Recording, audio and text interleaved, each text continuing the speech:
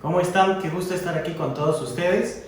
Mi nombre es Federico Guardia y soy el dueño del restaurante El Solar y El Solar Catering y Eventos desde Sucre, Bolivia.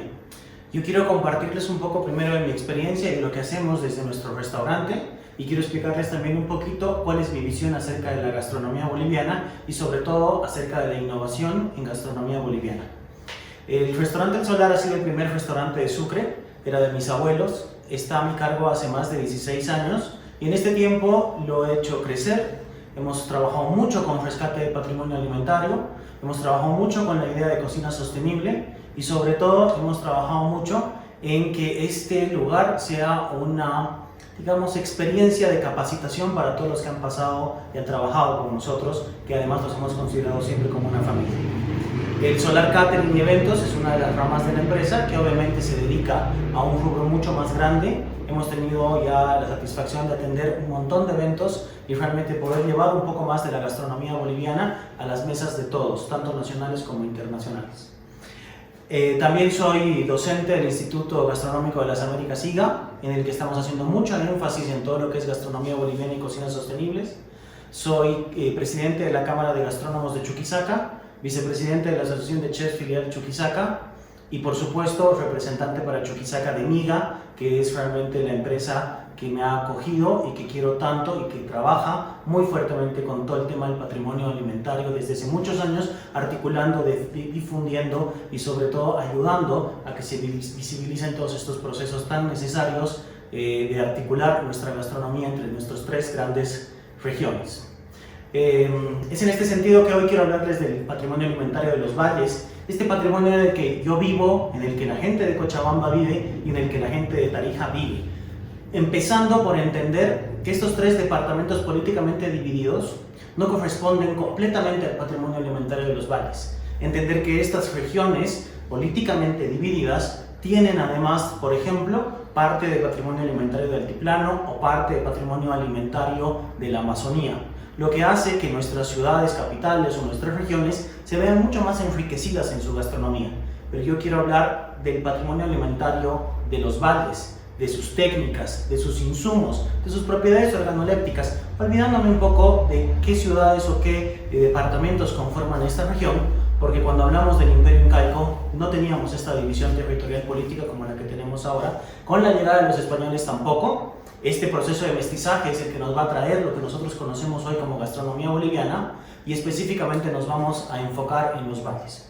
Todos entendemos que la gastronomía boliviana tiene que estar, y las gastronomías en general, al servicio de la sociedad, no al revés. Eso quiere decir que ya nuestra gastronomía boliviana debería haber evolucionado, debería haberse dinamizado, debería haber cierto nivel de innovación. El peligro de utilizar estos conceptos a la ligera son que podemos simplificar o deformar la gastronomía. Tenemos que tomar muy en cuenta que el patrimonio alimentario y la gastronomía tienen tres componentes fundamentales, que son el aspecto tangible, el aspecto intangible y la identificación cultural en gastronomía.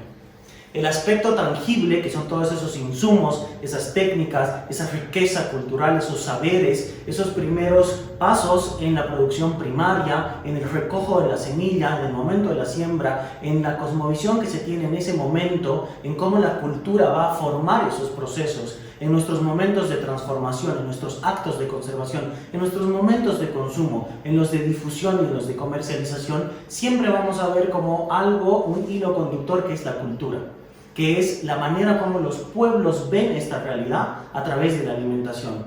Vemos una fuerte cultura alimentaria en nuestras regiones, en nuestros patrimonios alimentarios, que son los que le van a dar este carácter inmaterial. Y esto lo vemos a través del aspecto tangible.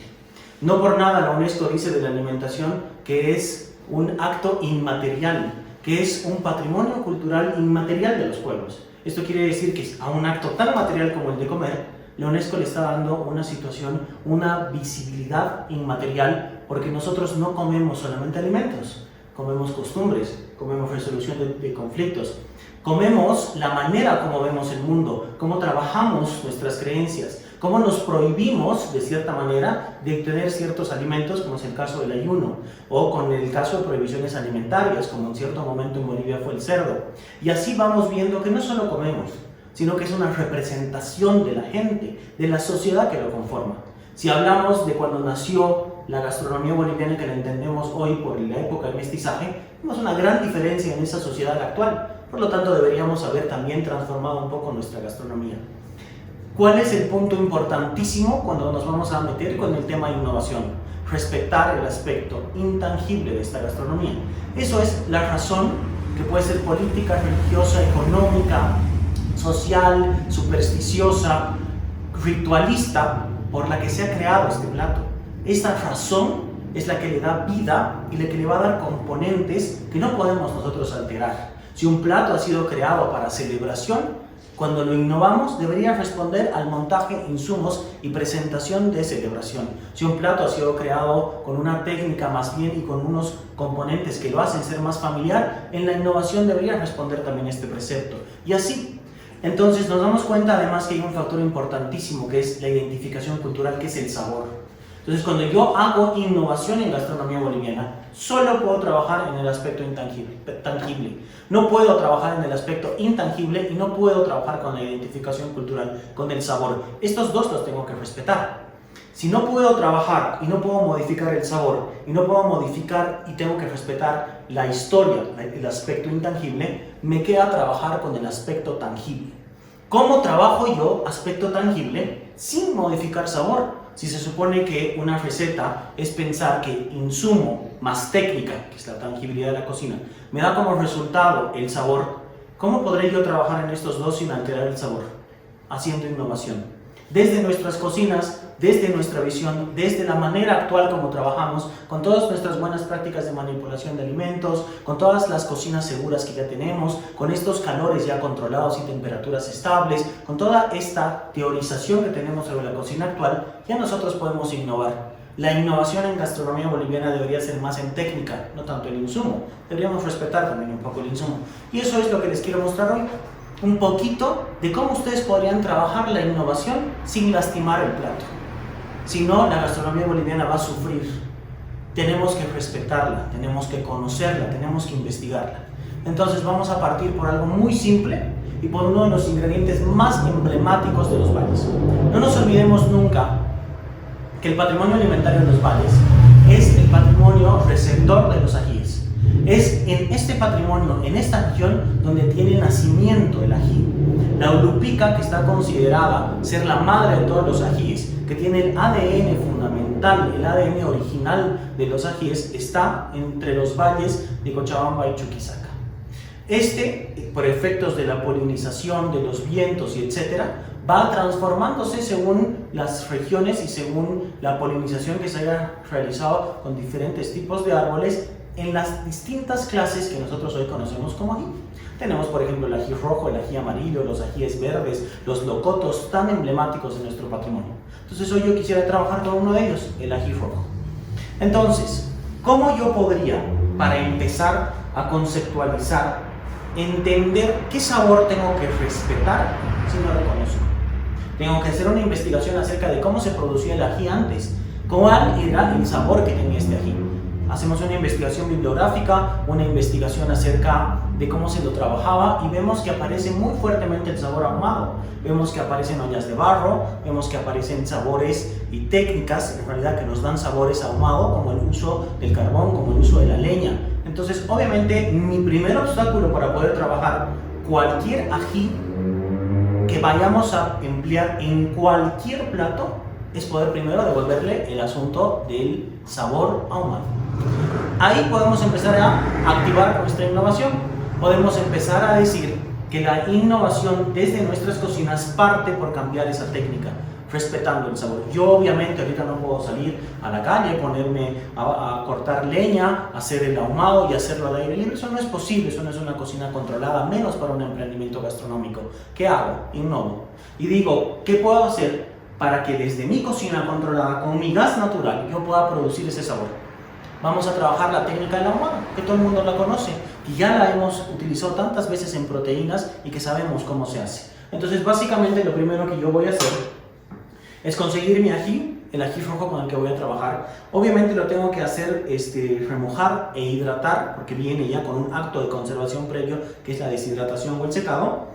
Y una vez que yo ya lo tengo hidratado, lo que voy a hacer es sacarle la avena y sacarle la pepa para poder empezar con el proceso de ahumado. Vamos a hacer nada más que para este ejemplo 3, para que ustedes vean más o menos cómo tendría que ser su proceso. Entonces, yo ya tengo mis 3 ajíes, que acá los voy a trabajar, digamos, de una manera un poco más simple, porque no tenemos tanto tiempo tampoco. Y vamos a poder empezar a realizar el corte para poder hacer el ají. Entonces lo que tenemos que hacer es cortarlo para poder sacarle la pepa y la avena. Obviamente yo voy a utilizar estos cuchillos que son ya modernos con la punta que es de acero inoxidable. Obviamente esto no lo hacíamos así en la época del mestizaje, sino que se lo hacía con un cuchillo que tenía la punta de piedra. Entonces eso todavía me ayudaba mucho más al sabor del ají, para no volverlo y no oxidarlo y no volverlo de una estructura de sabor más ácida o más amarga. Y ya todo lo que se puede hacer con la mano, se procura hacer con la mano. Entonces yo me voy a ayudar con un bol, donde voy a ir poniendo todo lo que no voy a utilizar. Vamos a limpiarlo de todas las pepas y de la avena. Y esto es lo que vamos a ir haciendo con todos los ajíes. Obviamente yo este ahumado que voy a realizar va a ser un ahumado en olla, porque solamente para la muestra estoy haciendo 3 ajíes. Cuando trabajamos grandes cantidades, como en cualquier ahumado, es preferible utilizar un horno y en el horno poner en la parte baja todo lo que nos vaya a producir el humo para lograr que nuestra materia prima, ahumar, se pueda impregnar del olor. Además que sufra también un efecto deshidratante, porque eso es una de las consecuencias lógicas de realizar un ahumado. ¿Por qué quiero yo trabajar el sabor tan importante? ¿Por qué quiero enfocarme en hacer una innovación en técnica para devolver el sabor? Porque consideramos que la gastronomía boliviana tiene que ser respetada, tiene que ser entendida, tiene que ser presentada de la manera correcta y de la manera original. Si yo quisiera dedicarme a trabajar con producto boliviano, sí, tal vez con la inclusión de algunas técnicas típicas de la gastronomía boliviana y de digamos, del patrimonio alimentario que corresponde, puedo hacerlo. Pero a eso nosotros le llamamos una innovación en patrimonio alimentario. No hablamos de gastronomía boliviana como tal, porque en conceptualización la gastronomía boliviana debería ser nada más la originada y que ha tenido un proceso igual de evolución en el momento del mestizaje. Si yo en este momento quiero producir gastronomía boliviana desde mi cocina, no siguiendo recetas establecidas, no siguiendo los patrones de la época del mestizaje, puedo hacerlo, pero para no confundirnos, eso nosotros lo conceptualizamos como patrimonio alimentario. Cocina de patrimonio alimentario. Hoy yo quiero hacer algo que responde más bien a gastronomía boliviana. Quiero presentar un plato en el que el componente principal es el ají, y la técnica es una clara muestra del mestizaje que ha ocurrido con la llegada de los españoles, con las técnicas francesas, españoles, árabes, con tantos productos que han venido de todas partes del mundo en el momento en que llegaron a tierras americanas. Entonces, una vez que ya tengo mi ají, ya está limpio, ya está listo, ya está seco, voy a hacer en esta pequeña olla el efecto del ahumado. Me voy a preocupar de más o menos entender qué sabor y qué tipo de elementos tengo que poner acá para que yo consiga ese olor, ese sabor ahumado en mi ají. Entonces básicamente lo primero que pienso es madera. ¿Cómo represento la madera en mi ahumado? Aserrín. Me preocupo de conseguir un aserrín que sea de una madera dura, no de una madera blanda, porque si no el olor que me bota no es muy agradable, no queda bien en la estructura de sabor y en paladar. Entonces se los recomiendo, tiene que ser de un árbol de madera dura. Ponemos una cantidad suficiente de aserrín en la base. Pero ¿qué más puedo yo agregarle para darle ese sabor característico de valle? Porque estamos trabajando con un plato de valle. Hierbas secas que puedan crecer en este patrimonio. Las emblemáticas, producto del mestizaje: canela en rama, hoja de laurel seca, tomillo. Y obviamente también le vamos a poner algo de orégano, que lo tengo acá, para poder producir este sabor característico que yo quiero de mi patrimonio. Encima de todo esto tiene que venir una rejilla. En el caso del horno, ustedes pueden utilizar la rejilla convencional que ya viene ahí. Obviamente tiene que tener pues, huecos y espacio para que pueda pasar el ahumado. Y encima de la rejilla, estirados, yo voy a poder poner mis ajíes. Obviamente este proceso tiene que ser a fuego bajo, bien tapado y con mucha producción de humo. Y tienen que tener especial cuidado en saber exactamente el punto en el que ustedes quieren el ahumado de su ají. No pueden pasarse porque si no, por estructura de sabor, el ají se va a poner amargo, se va a oxidar el sabor. Tienen que cuidar mucho este tiempo, es un momento crítico y solamente hay que tomarle paciencia y un poco de dedicación. Una vez que yo ya tengo mi ají ahumado, tengo que proceder al segundo punto de innovación, que es poder conseguir esa emulsión que va a tener el ají dentro de mi comida.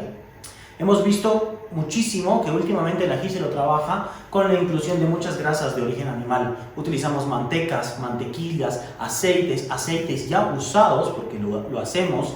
Utilizamos bases tal vez de fondos o caldos con mucha cantidad de grasa donde han hervido la proteína del plato en el que vamos a utilizar el ají. Entonces, como vemos, esto no es una idea que podríamos seguir conservando porque lastima, porque daña el cuerpo humano actual. Nosotros no tenemos el nivel de trabajo, el nivel de quema de calorías que tenía una persona de hace 300 años. No tenemos la actividad física que se tenía antes porque ellos trabajaban en el campo, eran agricultores, pescadores, trabajaban con mucho esfuerzo físico, no tenían autos, ni tenían tampoco computadoras, ni escritorios donde sentarse, su trabajo era muy manual. Por lo tanto, estas personas tenían una quema de calorías mucho mayor, así que esa alimentación estaba bien para ese momento, pero hoy no. ¿Cómo puedo yo desde mi cocina hacer esa emulsión siempre pensando en no cambiar el sabor de mi comida, en no cambiar el sabor final del plato, pero sí creando esa estructura que necesita el ají para contenerse? Se hace toda una investigación, se hace todo un proceso, se pueden aplicar métodos sistémicos, científicos, que es lo que se hace desde una cocina, y se llegan así a unas cuantas conclusiones que luego tienen que estar comprobadas por un grupo focal para ver si realmente la respuesta está buena o no está buena. Todo este trabajo tan meticuloso que se tiene que hacer, en mi caso, me ha dado unos resultados. He visto que la mejor manera de poder emulsionar un ají es trabajando con las hortalizas o los vegetales que se encuentran dentro del patrimonio alimentario de la región, donde es originario también el ají. Entonces ahí encuentro que tengo, por ejemplo, zanahoria, cebollas, calabazas, calabacines, zapallos, que son tan propios de los valles, nabos, papa y por supuesto el pimentón.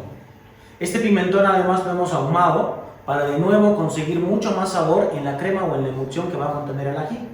El ahumado del pimentón es absolutamente simple y se los voy a mostrar en este momento. Es nada más, agarramos un pimentón, encendemos nuestro fuego en nuestra cocina. Con la ayuda de mi utensilio, lo que voy a hacer es ponerlo directamente sobre el fuego. Lo voy a quemar, lo voy a ahumar, voy a producir un color negro y en el momento en que yo consiga el color que quiero, según la función de lo que lo voy a emplear, lo tengo que envolver en papel film, que yo ya lo tengo cortado acá, y luego de envolverlo en papel film simplemente lo dejo unos minutos a que se empape, a que le salga el exceso de quemazón y luego puedo limpiarlo un poquitito, muy suavemente con un papel y nada más, nada de estarlo lavando ni nada, porque ahí pierdo todo el ahumado que le he hecho en primera instancia.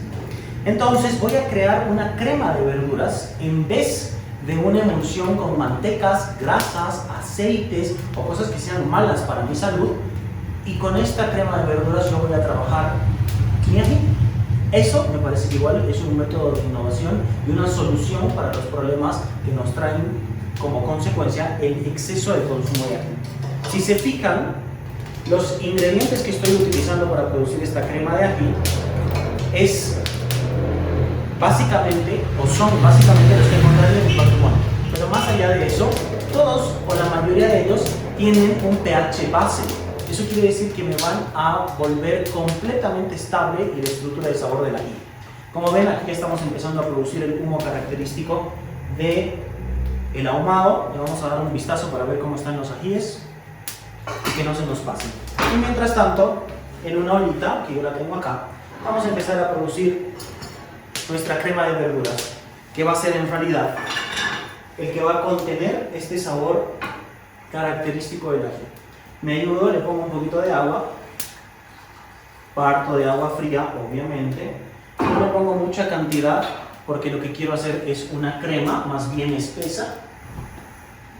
Lo enciendo. Y aquí tengo todo picado, entonces simplemente se lo voy a agregar al agua. Es importantísimo para mí, desde mi experiencia, que si no tienen todos los ingredientes, los que sí o sí tengan que ir, sean básicamente los zapallos, los calabacines, la papa y también la zanahoria, que nos va a dar cierto nivel de dulzón.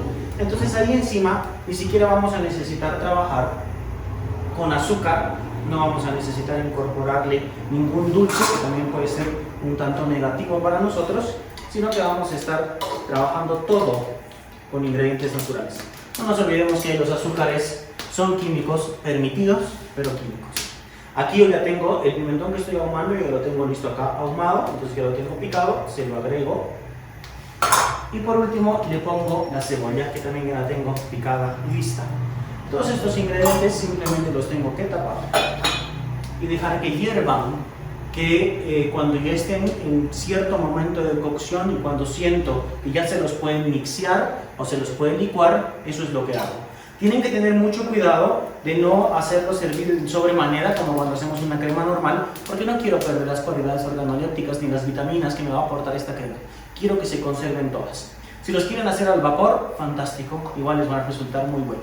Pues como ven, ya tengo el nivel de ahumado que quiero en mi pimentón. Simplemente tendré que traerlo, ponerlo encima de mi papel film, envolverlo. Lo dejamos acá unos minutos. Luego se lo saca del envoltorio, se lo saca del papel film. Y lo único que se hace es limpiar un poco con papel si es que veo que es conveniente, si no, no.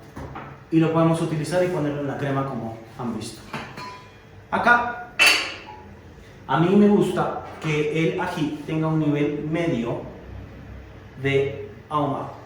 Como los ven, acá este ají ya ha recibido primero una nueva deshidratación, así que el ají está seco de nuevo, y ha recibido un toque ahumado. El aroma que desprende es un aroma muy parecido al que produciría si lo estuviera haciendo en leña. Por lo tanto, cuando yo cocine estos ajíes, cuando yo los incorpore a mi crema, cuando yo los mixee, cuando yo cree la pasta de ají, voy a tener una pasta con sabor ahumado, una pasta con identificación cultural a sabor de ají, sin la necesidad de haber utilizado ningún tipo de grasa negativa, con ningún tipo de grasa que me vaya a aportar algo malo a mi cuerpo, y obviamente con un sabor mucho más equilibrado. No voy a necesitar ponerle azúcar, no voy a necesitar hacerle ningún tipo de tratamiento extra, y sobre todo no se me va a amargar. No voy a tener esos problemas tan normales que tenemos todos cuando trabajamos con este material. Entonces ahora hablemos de qué plato podríamos ahora trabajar ya con mi base de ají. Un plato, y en realidad estos yo siempre los presento porque la cocina siempre tiene que estar muy vinculada a nuestra experiencia personal. Un plato que a mí me hace recuerdo a mi infancia, a mi niñez, son los estofados en general. Los estofados en Bolivia no tienen las características idénticas a un estofado en cocina internacional, porque en Bolivia le agregamos más caldo de lo que se debería. Un estofado debería partir simplemente de que con los propios nutrientes y líquidos que tienen las verduras, la carne o las hortalizas o los tubérculos que están contenidos en en esta preparación, vayan por la cocción muy lenta a soltar todos sus jugos y producir este sabor. En Bolivia, un estofado, para empezar, siempre tiene el componente del ají.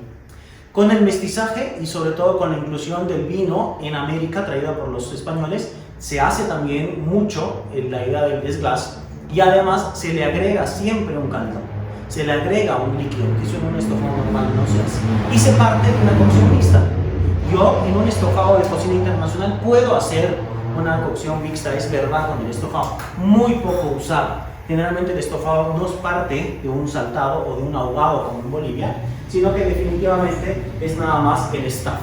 Es poner todos los ingredientes, un poquito mínimo de agua o vino, taparlo y dejarlo que cosa. En Bolivia no. En Bolivia tenemos nuestro sabor, tenemos nuestra forma de ver y hacer la estructura de sabores dentro de nuestra cocina. Necesito una olla, aceite, nada más un chorrito. De nuevo, si estamos haciendo un salteado, Deberíamos no ponerle sal, no ponerle pimienta, no ponerle nada y hacer aquí el salteado. En Bolivia nos gusta perfumar el aceite. Diferencia fundamental. Parece contradictorio porque sabemos todo lo de la técnica, que los salteados, que no sé qué, pero estamos haciendo estofado. Chistoso empezar con un salteado para un estofado. Tal vez un sudado sería mejor, pero en Bolivia hacemos lo que nos gusta. Conseguimos los sabores que queremos. Entonces vamos a empezar. Yo tengo carne de costilla. Si quieren trabajar con cualquier corte de carne que tenga hueso está bueno, o osobuco maravilloso. Lo ponemos. Hacemos nuestro primer salteado. En este caso yo estoy utilizando dos tipos distintos de carne, porque eso me parece que es fantástico en un estofado. Le voy a poner las cebollas, le voy a poner las zanahorias, le voy a poner un poco de arvejas que están fantásticas y le voy a poner todo de uno, como me indica la preparación normal de un estofado. Y le voy a poner papa. La papa más el hueso que me va a soltar colágeno y la papa que me va a producir almidón van a hacer que yo tenga esa textura característica de estofado. Y mientras tanto estoy produciendo mi crema de ají. Esto lo vamos a dejar, lo vamos a saltar, lo vamos a saltear. Y le vamos a agregar igual un poquito de canela, un poquito de hoja de laurel, pimienta recién molida al gusto, que vamos a producir el salteado. Importantísimo empezar a pensar que debería equilibrar también la cantidad de carbohidratos que yo tengo en este plato. Ya solucioné el tema del exceso de grasas, ya innové en esa parte, ya no me preocupo porque mi hijo va a estar bárbaro, pero sí me empiezo a preocupar un poco de, ok, este plato como estofado, que tal vez le podríamos dar el nombre de asado de olla, no debería tener tanta cantidad de carbohidrato porque se lo sirve además de haber producido la papa con el estofado, papa aparte y arroz. La técnica de arroz, por si acaso, es la técnica típica del arroz queta, que es no granearlo, sino lavarlo y luego con un fuego muy bajo y agua hacer que se pueda ir cociendo. Eso yo lo tengo listo, me lo voy a mostrar porque es sumamente simple. Pero lo que sí les voy a mostrar es que yo no quiero ponerle ya este plato de nuevo más papa. No quiero hacerlo.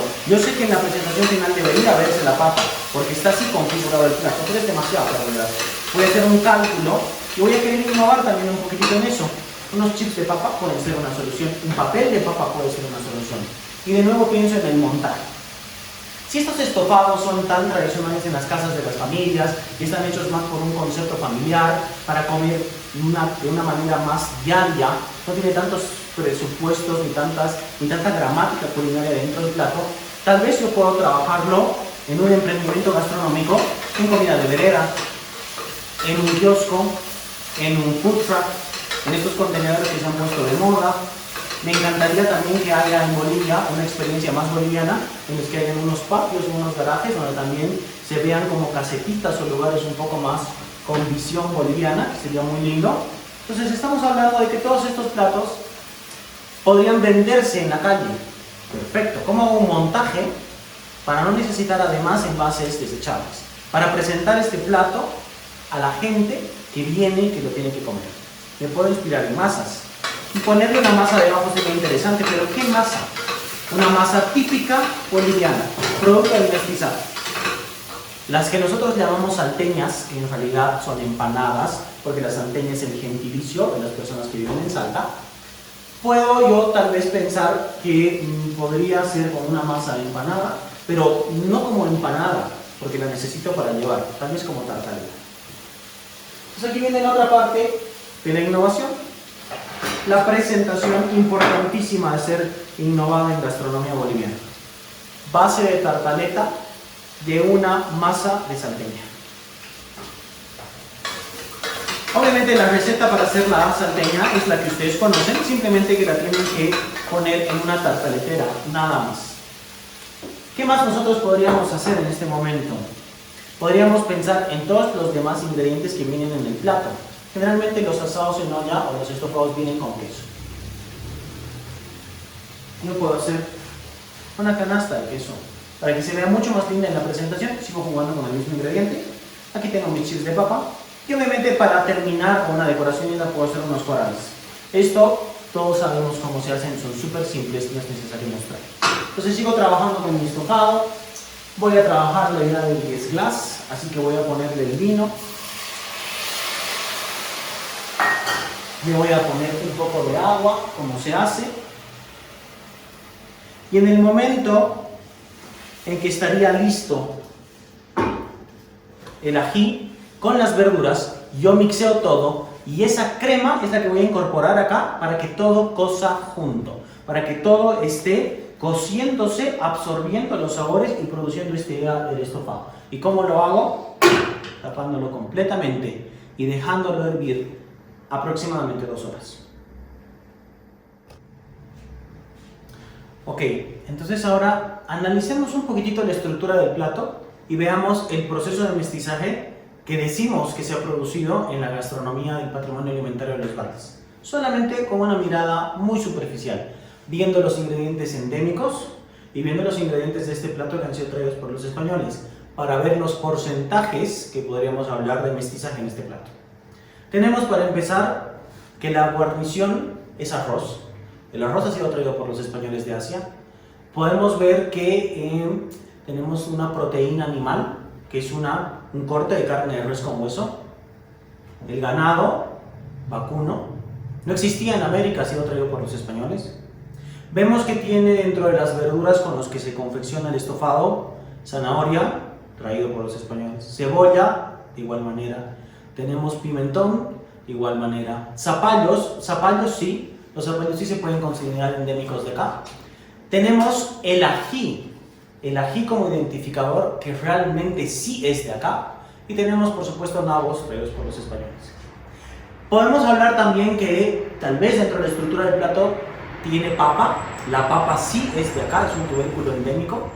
Pero si hacemos una cantidad como porcentual, nos damos cuenta que la mayoría también, hasta de la técnica de estofado, puede haber sido, aunque mestizada con algunas diferencias ahora, no siguiendo una cocina internacional tradicional, igual una tendencia muy europea. Por consiguiente, cuando hablamos de que la gastronomía boliviana es el proceso de mestizaje de los pueblos, no nos olvidemos nunca que es el proceso de los pueblos de un mestizaje con un componente de conquista, con un componente de opresión. Por lo tanto, la gastronomía lo refleja. Tenemos un plato 75% español con ingredientes y sabores españoles y un 25% boliviano. ¿Por qué les digo esto? Porque si vamos a hablar realmente de patrimonio alimentario, si vamos a decir de nuestras cocinas con identidad, si se nos va a inflar el pecho hablando de nuestros productos endémicos tan buenos, entonces les demos en esta nueva etapa de la gastronomía boliviana el lugar preferencial que deberían tener. Utilizar proteínas que no son nuestras, utilizar vegetales que no son nuestros, utilizar hierbas que no son nuestros, utilizar condimentos que no son nuestros, no está mal. Pero no digamos que estamos haciendo gastronomía boliviana de rescate de patrimonio alimentario endémico. Digamos que estamos siguiendo un proceso de mestizaje. Para los que tenemos una corriente de buscar más bien las raíces del patrimonio alimentario regional verdadero, queremos más bien potenciar todos estos productos fantásticos con estas cualidades organolépticas increíbles y que estén representados en esta nueva fase de nuestra gastronomía boliviana. Estos platos que los tenemos dentro de nuestro cuerpo alimentario y que no tienen por qué dejar de estar y que representan en gran medida a los bolivianos hoy, pueden estar dentro de nuestras mesas con componentes de innovación, pero el desafío, yo creo, es volver a reestructurar un poco nuestras cocinas, dándole un lugar más privilegiado a la forma gramínea vegetariana del imperio incaico, a su manera de pensamiento colectivista de que no le faltaba a nadie alimento y sobre todo de la utilización de las técnicas reales que tenía cada región por clima, por temperatura, por recursos con los que contaba, por la región en donde estaba. No se olviden que las técnicas bolivianas incluyen a la naturaleza, no luchan en contra de ella. En el altiplano tenemos guatías, tenemos piedra con ciertos niveles de injerencia en nuestras técnicas. En los valles tenemos de nuevo las piedras como el batán para la molienda. Tenemos cocciones en ollas de barro buenísimas para el medio ambiente, con cocciones y técnicas con sabores tan diferenciados. Entonces eso Esa es la esencia y el espíritu de la cocina boliviana que yo quiero transmitirles y que quiero que devolvamos a nuestras cocinas. Ese es un trabajo además en el que va a estar involucrado el actor, que somos nosotros como transformadores, en poner nuestra característica, nuestra visión actual de lo que es Bolivia y representarlo en un plato boliviano, con insumos bolivianos, con técnicas bolivianas actuales. Ese me parece que es nuestro desafío. Entonces, habiendo dicho esto, procedamos a nuestro montaje. Yo acá incorporo igual de nuevo una masa completamente mestiza, una empanada traída con ciertas técnicas, obviamente arábicas y qué sé yo, por los españoles, pero que se ha constituido muy bien dentro de nuestra gastronomía actual. Le vamos a poner una base de arroz y por supuesto, como esto demora 2 horitas y no tenemos 2 horitas, yo ya tengo acá listo lo que deberíamos haber conseguido producto de nuestra cocción tan prolongada, que es una salsa espesa típica de estofado, a la que yo luego le agregué habas, porque sí que viene con habas este plato. Y sí que las habas de nuevo son traídas por los españoles, no representativas de nuestra región, pero así está configurado el plato. Si un plato viene como viene, nosotros no tenemos por qué respetarlo. Cada ingrediente tiene que estar representado en nuestro plato, en nuestra presentación y en nuestro montaje. Entonces, mi tartaleta, mi base de arroz queta,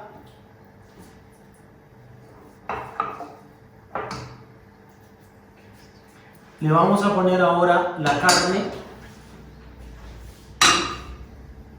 con la salsa típica característica del estofado.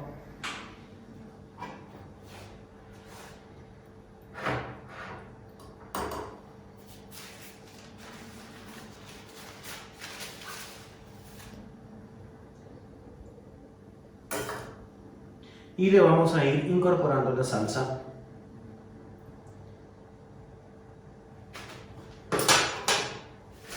para poder producir todo este efecto de montaje que visualmente debería responder poco a poco a la visual que tenemos de gastronomía boliviana. ¿Por qué escojo yo estas presentaciones? Como verán, en el costado del plato tengo nada más que una tierra, unas hojitas y unas flores, porque considero que el montaje de la gastronomía boliviana, por sus inicios sostenibles, pachamamistas, maravillosos, en que se tenía un respeto por la naturaleza y una concepción de la vida jugando a favor y no en contra de ella, pienso que el montaje debería ser igual de orgánico, en que lo que se muestre realmente sean los ingredientes, en no tener tantos presupuestos estéticos, digamos, no convencionales o artificiales, que nuestra gastronomía es el producto de la forma y la mirada de los pueblos de esa época. Entonces, si ven, yo incorporo igual muchas flores, me gustan muchísimo. Muchísimas creaciones de platos del mestizaje también incluían flores, y uno de ellos, que es el ají de chilichi, por ejemplo, lo tenía como ingrediente principal. Y luego obviamente hacemos una pequeña transformación del queso, que igual ya se lo ponía en la parrilla, lo volvemos como si fuera una canastita de queso, lo ponemos ahí paradito. El exceso de papas, que yo no le quiero poner una papa más porque me parece mucho carbohidrato, lo vamos a controlar con estos chips, que por si acaso no han sido fritos, sino los hemos hecho al horno. Y con eso igual voy a librar un poco el problema del exceso de grasa. Y por supuesto, en este delicioso estofado hemos presentado nuestra técnica de innovación del ají, producto de una crema de verduras ahumadas con un ají ahumado que nos da como resultado este ají. ¿Saben cuál es uno de los problemas principales del ají cuando nos presentan los platos como tantos que tenemos con ají como ingrediente? Es que cuando el plato se va enfriando, el ají, la emulsión del ají se vuelve inestable. Acabamos con una capa de grasa horrorosa alrededor y el ají concentrado al centro. Eso muestra la mala técnica. Con esta crema de verduras eso no pasa, porque la emulsión se va a mantener estable siempre. Y por último vamos a acabar con un coral, que nada más viene como un efecto de decoración. Y tenemos un plato que nos puede servir para cocina de vereda, que nos puede servir para cocina familiar, con un montaje y una presentación más acorde a lo que la gente busca hoy, manteniendo el sabor original de este delicioso estofado del patrimonio alimentario de los Gares. Espero que les haya gustado He querido hacer a grandes rasgos lo que nosotros podemos hacer desde nuestras cocinas. Espero que los anime, espero que los aliente. Aquí hay mucho camino por recorrer, pero que nuestro pensamiento sea ir de acuerdo con la naturaleza, no en contra.